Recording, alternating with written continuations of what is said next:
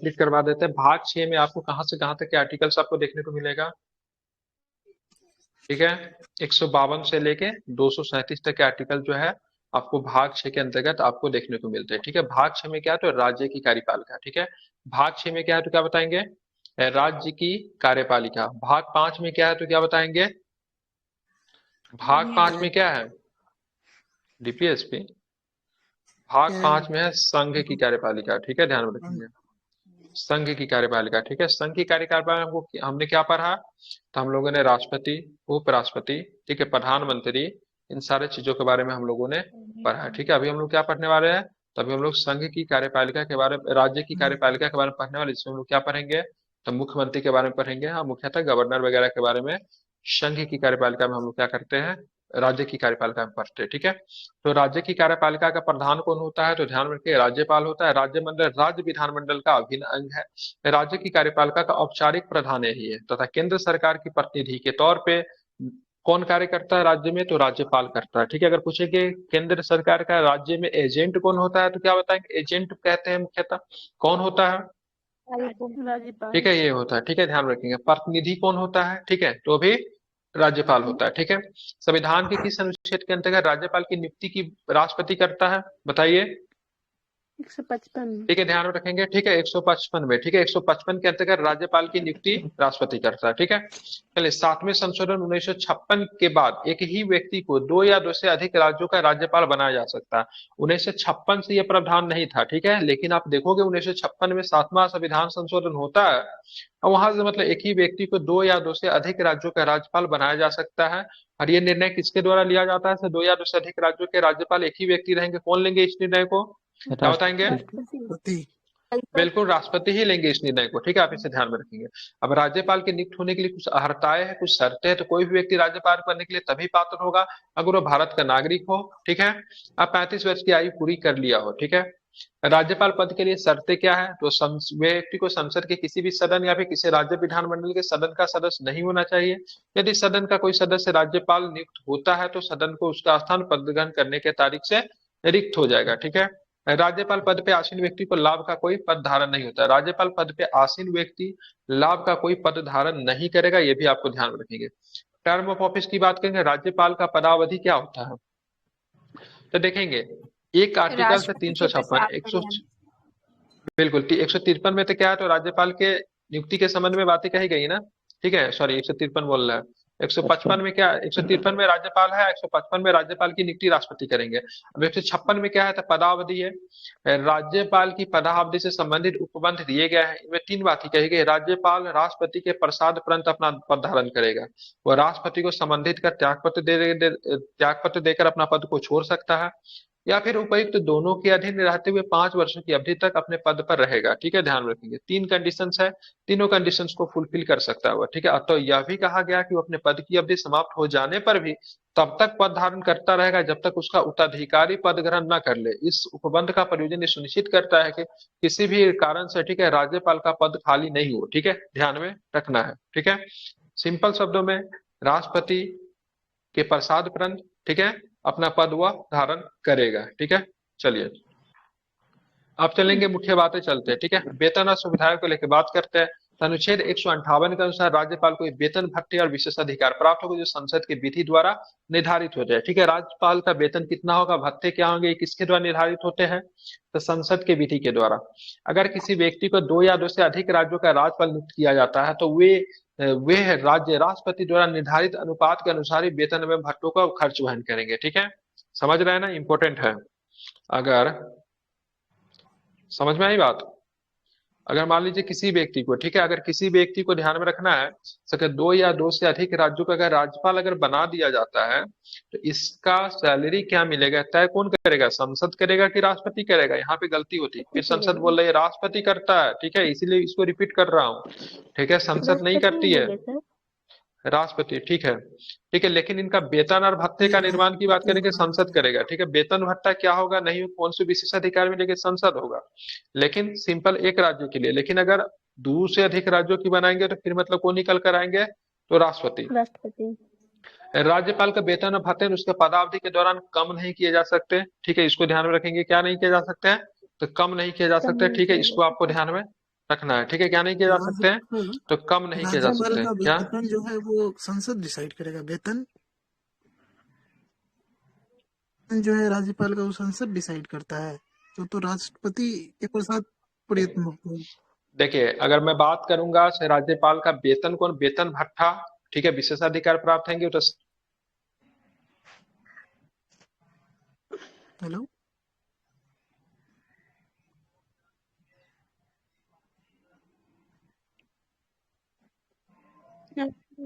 अभी आ रही है।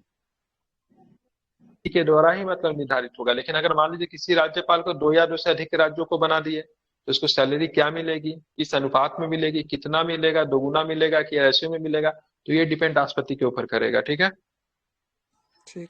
समझ गए। अब राज्यपाल अपने पद की शक्तियों का प्रयोग और अपने कर्तव्यों के पालन के लिए किए गए किसी कार्य के लिए किसी भी न्यायालय के प्रति उत्तरदायी नहीं होगा।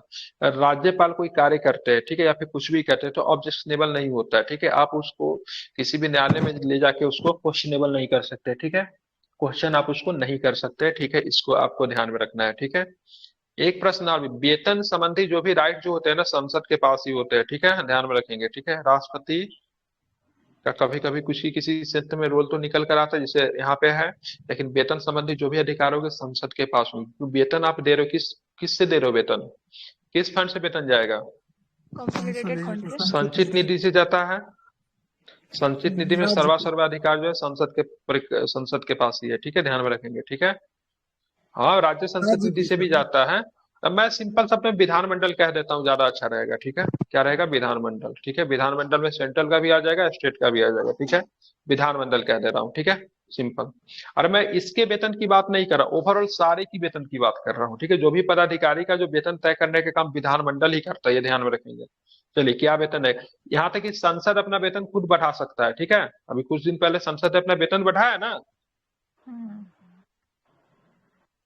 चल रही थी, पता है बहुत ज्यादा मिलती, देखने को किसी ने विरोध नहीं किया से वेतन बढ़ाने का, पक्ष विपक्ष सब एक साथ एग्री हो गया।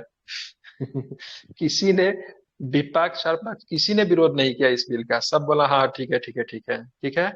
इसमें कम्युनिस्ट भी साथ आ गए, समाजवादी भी साथ आ गए, कैपिटलिस्ट भी साथ आ गए, सबके सब आ गया। तो ये बहुत ही कम अवसर ऐसा देखने को मिलता है कि संसद में सभी एक बिल पे सभी लोग एक सहमत होंगे, ठीक है। तो वेतन बढ़ाने की बात आई सबके सब, ठीक है, बहुमत के साथ पारित हुआ, किसी ने विरोध नहीं किया, ठीक है, उसको पढ़िएगा। अपनी पदावधि के दौरान राज्यपाल को आपराधिक मामले की सुनवाई से छूट प्राप्त होती है। इस दौरान न तो ऐसी कार्रवाई शुरू की जा सकेगी या नहीं, यदि पहले से शुरू हुई थी तो चालू रखी जाएगी। जैसे दो लोगों को बहुत फायदा मिला था, एक उमा भारती, ठीक है, एक कल्याण सिंह, दोनों पे अयोध्या के समय में मतलब इनके ऊपर कुछ आरोप वगैरह थे, ठीक है, लेकिन जैसे ही वो राज्यपाल बनेंगे तो सारा आरोप खत्म हो गया, ठीक है। बच गए बेचारा आडवाणी जी, अडवाणी जी को भी कहीं का अगर बना देता तो उनका भी कल्याण हो जाता, लेकिन नहीं हो पाया, ठीक है। तीनों के ऊपर अयोध्या के मामले में केस लगे थे जबकि दोनों का हो गया, ठीक है। लेकिन ध्यान में रखिएगा ये किस मामले की बात हो रही है, तो राष्ट्रपति के पद के दौरान न तो उनको गिरफ्तार कर सकते हैं न तो उनके ऊपर कोई आपराधिक मामले की सुनवाई हो सकती है, ठीक है, ध्यान में रखें। लेकिन इनके ऊपर, ठीक है, इनके ऊपर और भी कुछ होता है, बता दे रहा हूँ, ठीक है। कार्यकाल के दौरान राज्यपाल की गिरफ्तारी या कारावास के लिए आदेश देने का अधिकार किसी भी न्यायालय के पास नहीं है, ठीक है। जैसे एक एक एक एमपी का एक जज था, नाम भूल रहा, करप्शन का केस में उनके खिलाफ, ठीक है, अरेस्ट वारंट जारी करने की बात चल रही थी, लेकिन कोर्ट ने फटकार लगाया, तो भाई साहब नहीं कर सकते हो, ठीक है, क्योंकि पद पे रहते उनको गिरफ्तार नहीं किया जा सकता है, ठीक है। ध्यान, एमपी के जज के खिलाफ अरेस्ट वारंट निकला था कि एमपी के जज बोला, एमपी के, इसका नाम राज्यपाल का भूल रहा हूँ क्या है, विश्वास करके कुछ है कि कुछ नाम है, लेकिन एमपी के वो राज्यपाल हुआ करते थे, ठीक है। विशेष परिस्थितियों में राज्यपाल को 2 माह की अग्रिम नोटिस देकर उनके खिलाफ सिविल मामले की न्यायालय में सुनवाई की जा सकती है। अब सिविल मामले क्या होंगे, सिविल मामले में 2 महीना की अग्रिम नोटिस देकर न्यायालय में सुनवाई की जाए निजी कृत्य के कागजी लिए, जैसे मान लिया तलाक कागजी हो गया, तलाक, ठीक है, राज्यपाल के भी वाइफ होंगे, ठीक है, राज्यपाल से वाइफ से तलाक का कोई झगड़ा चल रहा है, किसी भी तरह का कोई झगड़ा चल रहा है, तो वैसे मामले में, ठीक है, ये सारी चीजें मतलब होगी, ठीक है, ध्यान में रखेंगे। आप देखें साधारण विधायक के संबंध में, जब कोई विधायक अधिनियम बनाने के लिए राज्यपाल के सम्मुख प्रस्तुत किया जाता है तो अनुच्छेद 200 के तहत राज्यपाल के पास निम्नलिखित विकल्प होते हैं, ठीक है। कौन कौन से विधायक, साधारण विधायक के संदर्भ में बात कर रहा हूँ, ठीक है। क्या क्या विकल्प होंगे राज्यपाल के पास साधारण विधायक के संदर्भ में, वह विधायक को स्वीकृति देने की घोषणा कर सकता है, वह विधायक को स्वीकृति को रोक सकता है, वह विधायक को विधानमंडल को पुनः विचार के लिए भेज सकता है। यदि विधानमंडल उस विधायक को राज्यपाल द्वारा सुझाए गए संशोधनों के साथ उसके बिना पुनः पारित कर दे तो राज्यपाल को स्वीकृति देनी ही पड़ेगी। ठीक है, किसमें है? अनुच्छेद 200। ठीक है, किसमें है? अनुच्छेद 200, इसको आपको याद रखना चाहिए। ठीक है, अब चलेंगे अनुच्छेद 200 के तहत राज्यपाल विधायक को राष्ट्रपति की अनुमति के लिए आरक्षित भी रख सकता है, जब उसको लगेगा ये जो विधायक जो है, ठीक है, हम्म, महत्व वाला है। ठीक है, क्या बोलेंगे? महत्व वाला, राजकीय महत्व का है, तो ऐसे विधायक को मतलब रोक सकता है। ठीक है, किसके लिए? राष्ट्रपति के लिए। इसकी स्वीकृति के लिए कोई समय सीमा नहीं है।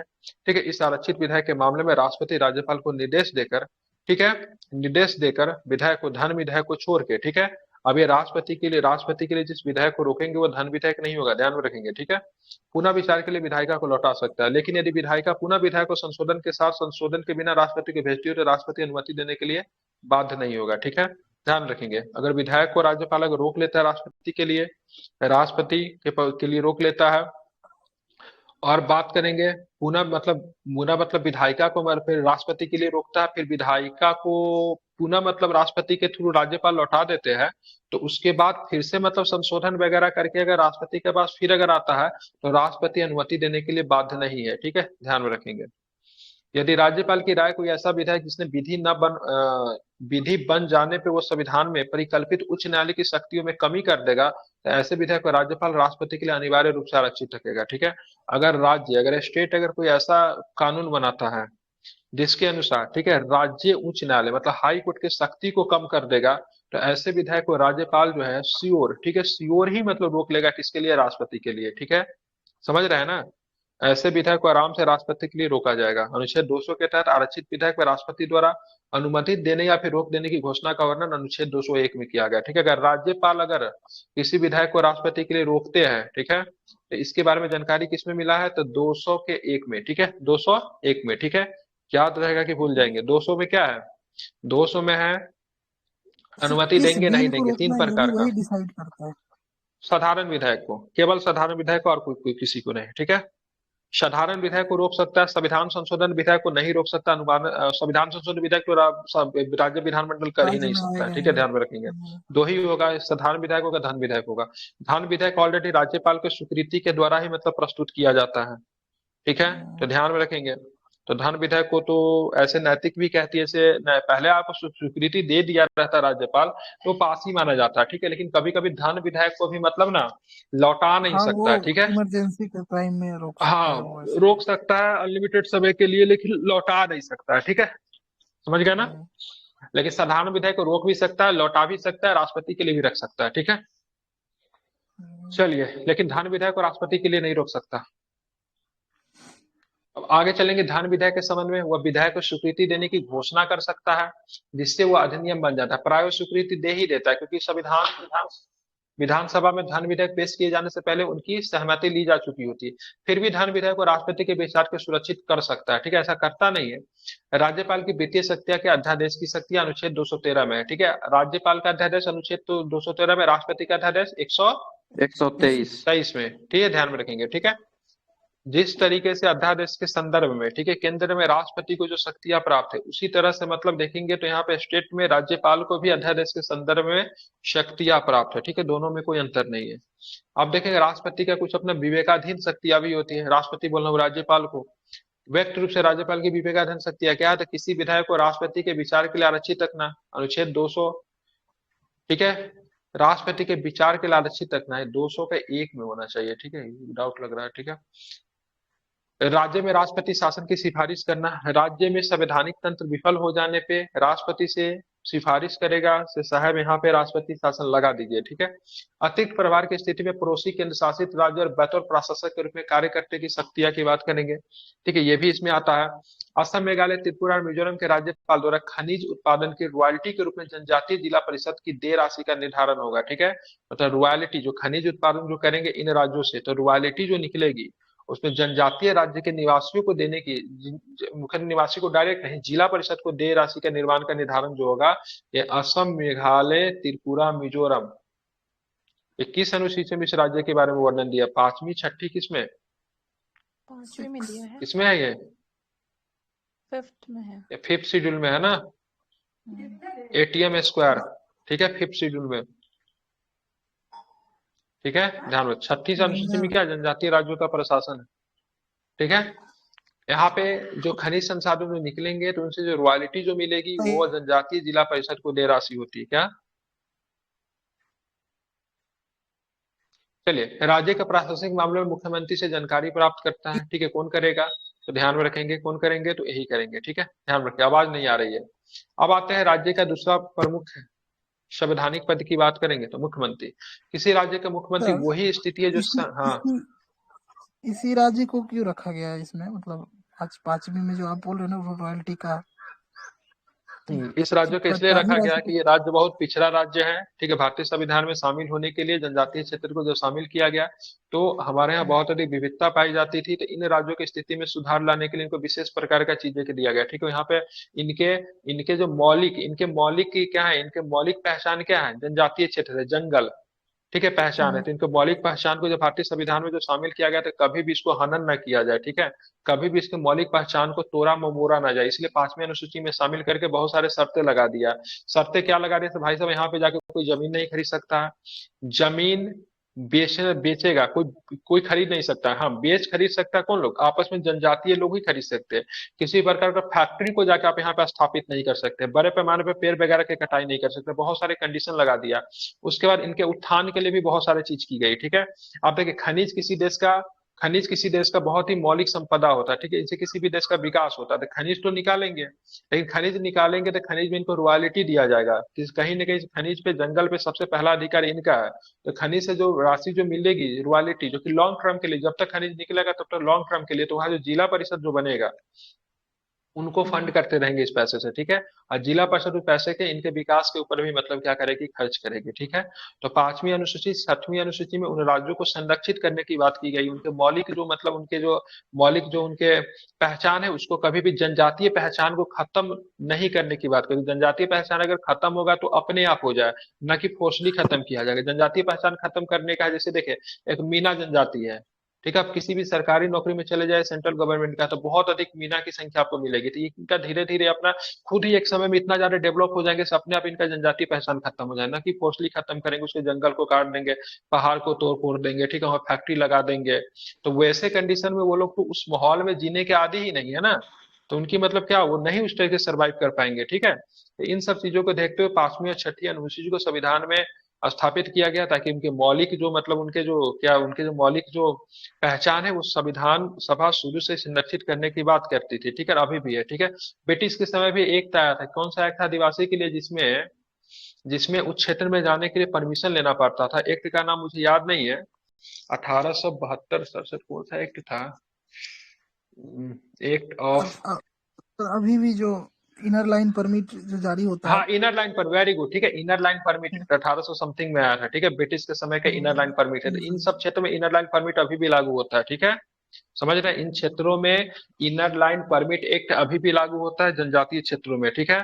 ध्यान में रखेंगे। कब आई थी इनर लाइन परमिट, सर 1800 हमको भी याद नहीं है, वो अब प्रेसिडेंसी के एक्ट के तहत ही लाया गया था उसको, बंगाल इनर लाइन, हाँ, इनर लाइन परमिट एक्ट मेरे 1800 को जहां कुछ तक था। याद है सर 1873 है क्या, 1873 में है सर। वही वही है, 72 हमको भी लग रहा है, हम्म कंफर्म नहीं है बट सर 1873 1873 में ही इनर लाइन परमिट एक्ट आई थी। कब आई थी, 1873 में ही तो आया था। अभी भी इन इलाकों में इनर लाइन परमिट एक्ट होता है, मतलब इस इलाका को विजिट करने के लिए आपको परमिशन लेना पड़ेगा, डायरेक्ट हम नहीं जा सकते, ठीक है। हो सकता है आप जाए कुछ उलंग काम करे, कुछ उल्टा काम करे, जिनसे ये लोग को मतलब ऐसा लगे आपके ऊपर हमला ही कर दे, कुछ भी कर दे। और भाई साहब इनको बहुत अधिकार है, आप इनके इलाका में गए कूट भी दिए गए ना, कोई कानूनी प्रक्रिया इनके ऊपर नहीं काम करेगी, ठीक है, ध्यान में रखिएगा, ठीक है। समझ रहे हैं ना, किसी भी तरह का केस लेके उसको न्यायालय में घसीट कर आप नहीं ला सकते हैं, समझ रहे हैं ना। अगर मारे भी जाएंगे आप इस इलाका में, अभी कुछ दिन पहले मतलब अंडमान वाला एक जनजाति से मिला, अमेरिका का कोई नागरिक चला गया, कहानी समाप्त मार हो दिया गया, उसको उसको। क्या ही कर लिए। हाँ, चर्चा में था, तो नहीं काम करता है, ठीक है। विशेष प्रावधान दिया गया, सिंपल सी बात कीजिए, 5वीं और 6वीं अनुसूची में विशेष प्रावधान की बात की गई है, ठीक है।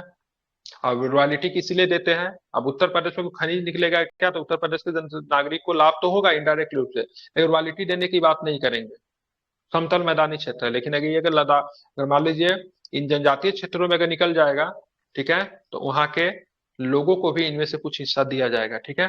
वही हाल फिलहाल में लद्दाख को 6वीं अनुसूची में शामिल करने की बात चल रही है, ठीक है, ध्यान में रखेंगे। काफी अधिक वहां पे वहां के लोग जो है काफी अधिक बहुत ही जोर शोर से मांग भी कर रहे हैं, आंदोलन भी कर रहे हैं। अब आते हैं मुख्यमंत्री।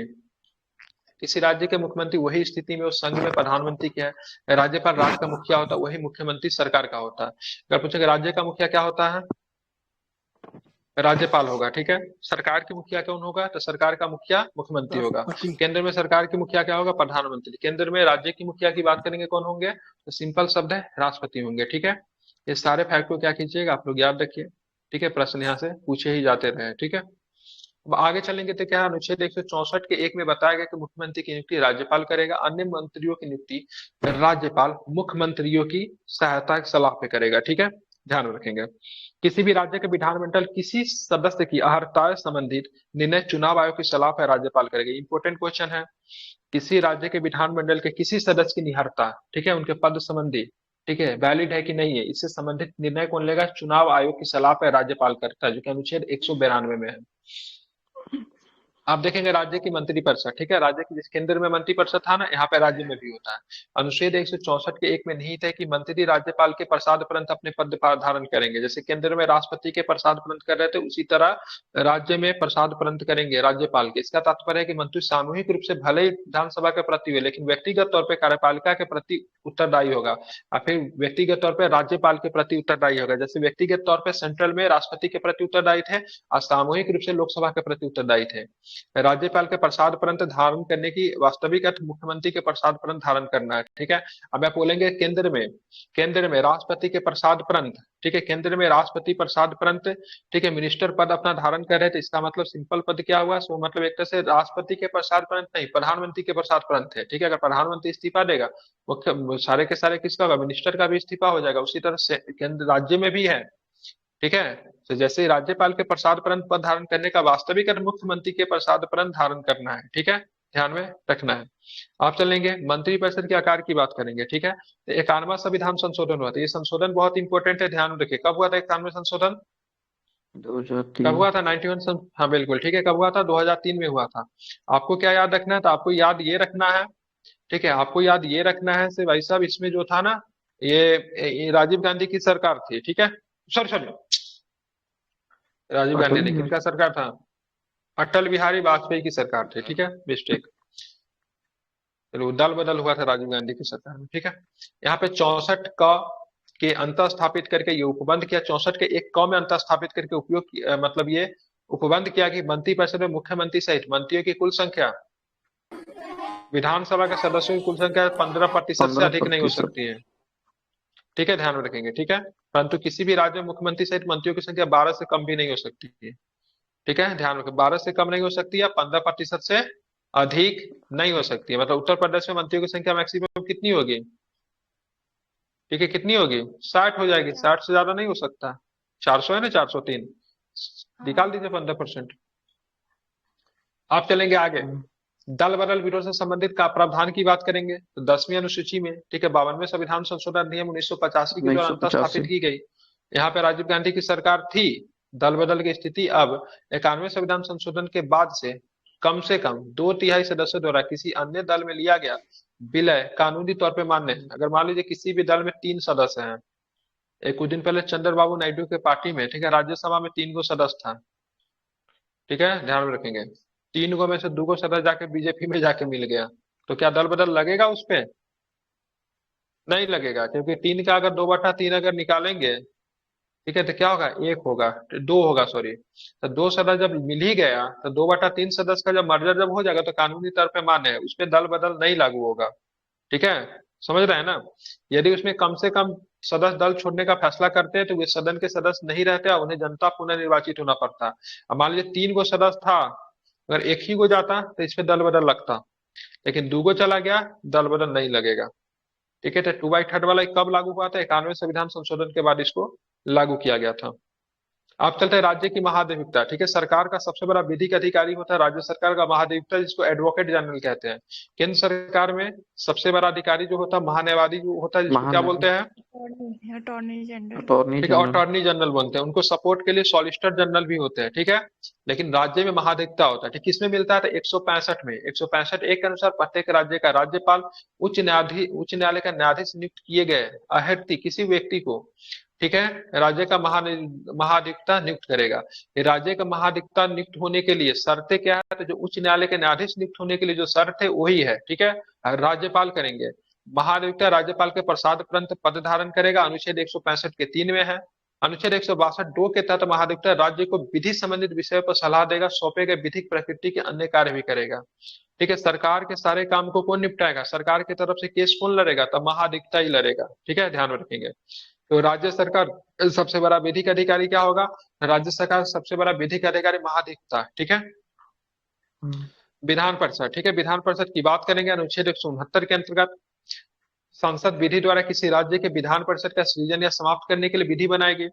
169 में, ठीक है, क्या है, विधान परिषद स्थापित करने या विधान परिषद को समाप्त करने, दोनों तरह की प्रक्रिया, स्थापित करने के लिए जो प्रक्रिया अपनाई जाएगी वही भी समाप्त करने के लिए वही प्रक्रिया अपनाई जाएगी। इसमें मतलब क्या होगा, संसद के पास अधिकार होगा, लेकिन लेकिन संसद के अलावा इसमें राज्य विधानसभा का भी रोल होता है। ठीक है, क्या होगा, 62 राज्य की विधानसभा ने इस आशय का संकल्प पारित किया है। ऐसा संकल्प राज्य की विधानसभा की कुल सदस्य संख्या के बहुमत के द्वारा उपस्थित और मत देने वाले सदस्यों का कम से कम 2/3 बहुमत से पारित होना चाहिए। पहली तो बात करते हैं राज्यसभा का जितना बहुमत होगा, ठीक है, सॉरी, विधानसभा का जितना बहुमत है, ठीक है, बहुमत क्या होता है, जैसे मान लीजिए किसी विधानसभा में 300 सदस्य हैं, तो 300 सदस्य का 2/3 निकालेंगे, ठीक है, ये होगा, ठीक है, स्पेशल मेजोरिटी, ठीक है, कितना होगा, 200। 200 सदस्यों से पहले इस बात पे मतलब मुहर लगना चाहिए, ठीक है। उसके बाद 200 सदस्यों में से देखेंगे उपस्थित कितना है, ठीक है, ये 200 सदस्य तो कम से कम एग्री होना चाहिए इस बिल को पास करवाने के लिए। उसके बाद 300 में से उपस्थित कितना है, 300 में से उपस्थित मानिए, ठीक है, 280 ही है अप्रोक्स, तो 280 का भी 2/3 लगेगा। तो ऐसे कंडीशन में जब चीजें जब पास होगी तब उस राज्य का विधानसभा के द्वारा जब पास हो जाएगी विधान परिषद के संदर्भ में, तो सेंट्रल के पास जाएगा, स्टेट के पास जाएगा, सेंट्रल बोलते केंद्र के पास जाएगा, केंद्र में संसद के पास जाएगा, तब जाके मतलब इसको मतलब क्या कर सकते हैं, समाप्त किया जा सकता है, फिर बनाया जा सकता है। ऐसी विधि को अनुच्छेद 368 के प्रयोजन के लिए संविधान में संशोधन नहीं समझा जाएगा। ठीक है, और 368 के प्रयोजन के संदर्भ में ऐसा विधि लागू नहीं होता है। ठीक है, क्योंकि 368 का संशोधन करने का अधिकार विधानसभा के पास नहीं, किसी राज्य का विधानसभा 368 के तहत मतलब संशोधन नहीं कर सकती है। संविधान संशोधन का अधिकार केवल संसद के पास है, राज्य विधानसभा के पास नहीं है। ठीक है, इसलिए जब बनाएंगे ना विधान परिषद 169 के तहत, ठीक है, तो उसका जो सृजन या फिर समाप्त करेंगे तो 368 जैसे विधि का प्रयोग नहीं होगा। ठीक है, ध्यान में रखेंगे, समझ रहे हैं। वर्तमान में विधान परिषद किस राज्य में, जम्मू कश्मीर में, जो कि अब नहीं है, बिहार में है, महाराष्ट्र में है, कर्नाटक में है, उत्तर प्रदेश में, आंध्र प्रदेश में है और तेलंगाना में। ठीक है, इन राज्यों में विधान परिषद है। विधान परिषद कहने का मतलब, राज्य का मतलब क्या होता है, अपर हाउस होता है। क्या होता है, अपर हाउस होता है, उच्च सदन होता है। क्या होता है, उच्च सदन होता है। ठीक है, ध्यान में रखेंगे, समझ गए। राज्य विधान परिषद को भंग नहीं किया जाता, अस्थायी सदन होता है। कैसा होता है, जस्ट लाइक, ठीक है, जस्ट लाइक ऐसा होता है राज्यसभा। ठीक है, लेकिन इसको समाप्त किया जा सकता है। ठीक है, जैसे राज्यसभा को समाप्त भी नहीं कर सकते, भंग भी नहीं कर सकते, लेकिन इसको भंग तो नहीं कर सकते, लेकिन इसको समाप्त जरूर कर सकते हैं। 169 के अधीन समाप्त किया जा सकता है। इसके 1/3 सदस्य प्रति दूसरे वर्ष में सेनावृत होते हैं, जैसा कि कहाँ पे हो रहा था, जैसा कि राज्यसभा में भी 1/3 सदस्य जो होता प्रति दूसरे वर्ष सेनावृत हो रहे थे, यहाँ पर भी होंगे। ठीक है, समझ गए। यहाँ का आरक्षण का प्रावधान है।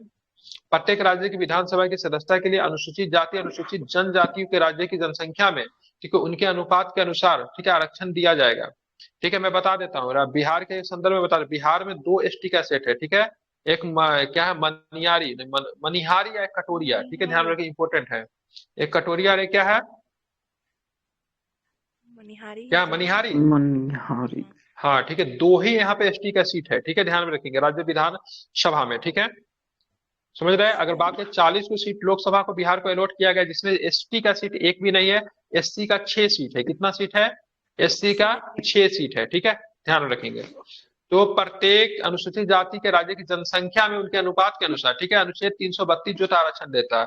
आप बोलेंगे कितना प्रतिशत आरक्षण होगा अनुसूचित जाति या फिर जनजाति का, तो परसेंटेज की कोई बात नहीं है, सीधे सीधे उसके अनुपात में। किसके अनुपात में, किसके अनुपात में। अगर पूछेगा पंचायतों में, पंचायतों में अनुसूचित जाति जनजाति का आरक्षण का प्रावधान है, कैसे करेंगे, तो वो भी उनके अनुपात में। क्या करेंगे, उनके अनुपात में। ठीक है, लेकिन महिला को सीधे सीधे बिहार में 50%, अनुसूचित जनजाति को उसके अनुपात में। ठीक है, अध्यक्ष एवं सभापति का कार्य और शक्तियां का, अध्यक्ष की बात करेंगे तो विधानसभा में, सभापति की बात करेंगे तो विधान परिषद में। तो किसी प्रस्ताव के पक्ष और विपक्ष पे बराबर मत पड़ने पे वो निर्णायक मत दे सकते हैं। सदन के किसी सदस्य के संबंध में दल बदल संबंधी शिकायत मिलने पर उसकी निहारता पे प्रश्न पे फैसला कौन करेगा? तो अध्यक्ष ही करेगा या फिर सभापति करेंगे। कोई विधायक धन विधायक है या नहीं, इसकी निश्चित करने की शक्ति विधानसभा अध्यक्ष के पास है। इस संबंध में उसका निर्णय जो होगा अंतिम में होगा। जैसे लोकसभा स्पीकर के पास जो शक्तियां थी और धन विधायक के संदर्भ में, वो मतलब क्या होगा, राज्य के विधानसभा के स्पीकर के पास होगा। ठीक है, बिहार विधानसभा के स्पीकर कौन है?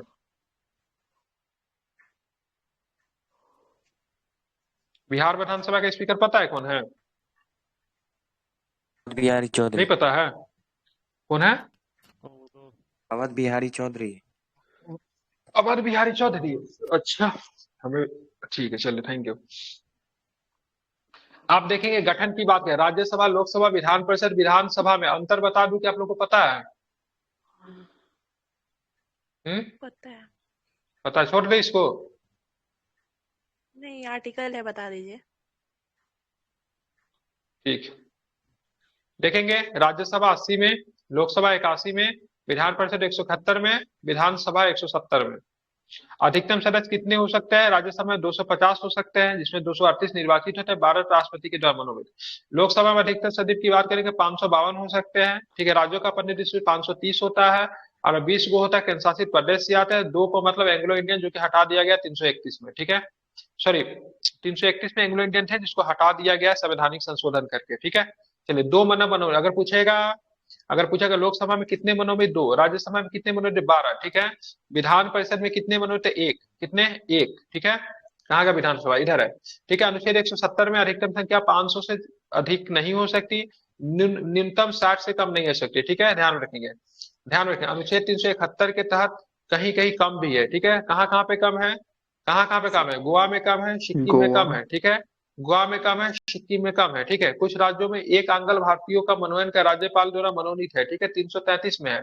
2 संघ राज्य क्षेत्र में विधानसभा में 70 है, पुडुचेरी में 30 है। ठीक है, तो अगर पूछेंगे राष्ट्रपति के इलेक्शन में, राष्ट्रपति के चुनाव में किस केंद्र शासित प्रदेश के, ठीक है, पार्टिसिपेशन होता है, तो दिल्ली और पुडुचेरी, जो कि जहां पे विधानसभा होगा वहीं पे होगा। ठीक है, और राज्यसभा में भी इन्हीं का, राज्यसभा में शायद यहाँ पुडुचेरी से 1 है, शायद नहीं है, शायद एक होगा। ठीक है, और दिल्ली से 3 है। ठीक है, आप चलते विधान परिषद। विधान परिषद में न्यूनतम संख्या 40 से कम नहीं हो सकती। ठीक है, 40 से कम नहीं हो सकती, लेकिन अपवाद में था, जम्मू कश्मीर अपवाद में था, 36 ही था। ठीक है, अधिकतम संख्या की बात करें, अधिकतम संख्या का कोई प्रावधान नहीं है। अधिकतम संख्या का कोई प्रावधान नहीं। कितना होता है अधिकतम संख्या? तो विधानसभा के सदस्यों से 1/3 से ज्यादा नहीं होगा। ठीक है, मनोनीत की बात करें 1/6 सदस्यों के राष्ट्रपति के द्वारा, सॉरी, राज्यपाल के द्वारा मनोनीत होता है। अब आते हैं कहाँ पे आते हैं, ध्यान में रखिएगा। हाँ, संसद द्वारा 7वें संविधान संशोधन 1956 के द्वारा दिल्ली को 3, पुडुचेरी के 1 स्थान राज्यसभा में दिया गया। जो यहाँ पे बता रहे थे, हम कंफ्यूज कर रहे थे। ठीक है, ध्यान में रखेंगे। ठीक है, आप चलेंगे यहाँ पे, चुनाव प्रक्रिया कैसे होती है भाई साहब? राज्यसभा का अप्रत्यक्ष होगा। ठीक है, विधान परिषद का अप्रत्यक्ष होगा, जबकि विधानसभा और लोकसभा में कैसा होगा? प्रत्यक्ष होगा। जहां पे जाके आप वोट देते हो, विधायक को चुनते हैं आप लोग, संसद को चुनते हैं, तो उसका इलेक्शन प्रत्यक्ष होगा। जिसका इलेक्शन में आप लोग भाग नहीं लेते, राष्ट्रपति राज्यसभा के इलेक्शन में भाग नहीं लेते, विधान परिषद के इलेक्शन में भाग नहीं लेते, वो चुनाव प्रणाली को प्रत्यक्ष कहेंगे। ठीक है, बिल्कुल। कार्यकाल कैसा होगा? तो इसका अस्थायी होगा, इसका अस्थायी होगा। ठीक है, इसका अस्थायी होगा, इसका अस्थायी होगा। ठीक है, हालांकि इसको समाप्त कर सकते हैं। ठीक है, विघटन नहीं कर सकते। इसका समाप्त और विघटन दोनों नहीं किया जा सकता है। ठीक है, ध्यान रखिए। कार्यकाल होता है, सदस्यों का कार्यकाल होता है। राज्यसभा या फिर विधान परिषद का कार्यकाल नहीं होता। सदस्यों का कार्यकाल 6 वर्ष होता है, 5 वर्ष होता है सामान्य तौर पर, लेकिन राष्ट्रपति उनसे पहले भी विघटन कर सकता है प्रधानमंत्री के कहने पे। यह भी अस्थायी सदन है विधान परिषद। ठीक है, सदस्यों का कार्यकाल 6 वर्ष होता है। ठीक है, यहाँ पे बात करेंगे, इसका क्या होता है? 6 वर्ष होता है। ठीक है, लेकिन विशेष परिस्थिति में जम्मू कश्मीर में 6 वर्ष है। ठीक है, परंतु राज्यपाल उसे पहले भी विघटन कर सकते हैं। 30 वर्ष, 25 वर्ष, 30 वर्ष, 25 वर्ष। विधान परिषद और राज्यसभा में 30 वर्ष। अब विधानसभा और मत बात करेंगे, विधानसभा और लोकसभा में कितने? 25 साल चाहिए। ठीक है, अब यहाँ पे चलेंगे संविधान के अनुच्छेद 171(3) के अनुसार विधान परिषद 1/3 सदस्य हो, विधानसभा में, ठीक है, 1/3 सदस्य, सॉरी, संविधान के 173 के 3 में विधान परिषद में सीट का बंटवारा कैसे होगा उसके संदर्भ में जानकारी दी हुई है। ठीक है, तो ध्यान रखिए, विधान परिषद में 1/3 सदस्य विधानसभा से आएगा, 1/3 सदस्य स्थानीय संस्थाओं के द्वारा आएगा, 1/12 सदस्य जो आएगा 3 साल से स्नातक या स्नातक समतुल्य जो है, जैसे आपने ग्रेजुएशन कर लिया, अभी ग्रेजुएशन के बराबर बीटेक एमबीए बीटेक बीबीए किए हुए हैं, तो वैसे लोग से चुनकर आएंगे, वो लोग जो वोट करेंगे 1/12। 1/12 वैसे सदस्य से आएंगे जो कि माध्यमिक स्तर पे 3 साल से ज्यादा से पढ़ा रहे हैं, ठीक है। 1/6 सदस्य जो आएंगे राज्यपाल के द्वारा मनोनीत किए जाएंगे, जो कि किन क्षेत्रों में आएंगे, तो साहित्य में आएंगे, कला में आएंगे, विज्ञान में आएंगे, समाज सेवा में आएंगे और सहकारिता आंदोलन से जुड़े होंगे। उपर्युक्त चारों सदनों के लिए संसद द्वारा पारित किसी भी विधि के अधीन निर्धारित अहर्ता संविधान की तीसरी अनुसूची में इस परियोजन के दिए गए प्रारूप के अनुसार शपथ लेना अब मानसिक रूप से विकृत न होना आवश्यक है। तीसरी अनुसूची में सारे का शपथ है, तो जो भी लोग चुन कर आएंगे तीसरी अनुसूची के संदर्भ में ही मतलब विधान परिषद के लोग भी शपथ लेंगे, ठीक है। राज्यसभा, लोकसभा, विधानसभा, विधान परिषद का कोई सदस्य अगर सदन में अनुमति के बगैर 60 दिनों तक अनुपस्थित आता तो उसकी सदस्यता समाप्त। एग्जाम में इतने 2 महीना दे देगा, ठीक है, तो 2 महीना मत मारिएगा, 60 दिन ही मार कर आइएगा, ठीक है, ध्यान में रखेंगे, गलती हो जाएगा 2 महीना। राज्य विधानसभा विधान परिषद के लिए उस राज्य के विधान क्षेत्र का पंजीकृत मतदाता होना आवश्यक है। राज्य विधानसभा और विधान परिषद दोनों के लिए, ठीक है, लेकिन राज्यसभा के लिए, ठीक है, राज्यसभा के लिए, ठीक है, उस क्षेत्र का मतदाता पंजीकृत होना आवश्यक नहीं है। राज्यसभा की बात कर रहा हूँ, लेकिन वह चीजें विधानसभा विधान परिषद पे लागू नहीं होती है, ठीक है, लेकिन राज्यसभा में के लिए, ठीक है, होती है। राज्यसभा का कोई भी व्यक्ति कहीं से भी चुनाव में खड़ा हो सकता है, ठीक है, उसके लिए उस राज्य का मतदाता सूची में उसका नामांकन होना जरूरी नहीं है, ठीक है, ध्यान में रखेंगे। अब हम लोग धन विधेयक की प्रक्रिया को पढ़ेंगे, थोड़ा काम है, ठीक है, हो सकता है तो आज इसी को कंटिन्यू करें, लुसेंट को रोक के, ठीक है, क्योंकि आज खत्म करने का सोच रहे हैं, ठीक है। जैसा होगा आपको इन्फॉर्मेशन दे दिया जाएगा, ठीक है। 2 बजे वाली क्लास में देखते हैं, 2 बजे वाली क्लास जो